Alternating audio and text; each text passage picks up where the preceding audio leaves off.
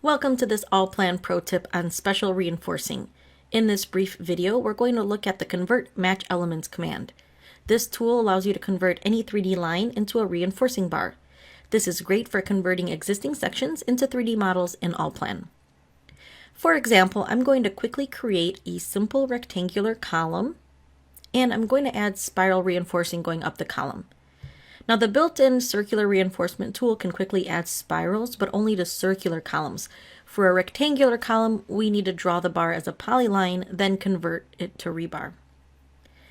Now I need to draw my lines that represent the bars. So I'll use a series of rectangles. I'm going to draw one in, and then I'll just copy it going up the length of the column.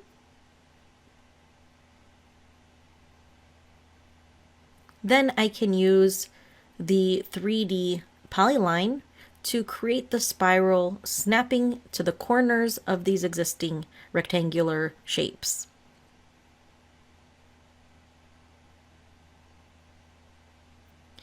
Before I can use the Convert Match Elements command, I need to create a view of the column. And remember, you really always need views or sections to place rebar in ALLPLAN. In the ribbon, I can now click on the Convert Match Elements command. First, click on the polyline that you want to convert. Now here you'll see several options for generating the bar, including the bar size, the total bar length, any splicing information. Once all of the properties have been confirmed, I can click on the section to complete this command. And the program will prompt you to add a label, so you can either add it or press escape to cancel. And now you can see that my unique polyline is now turned into a piece of rebar.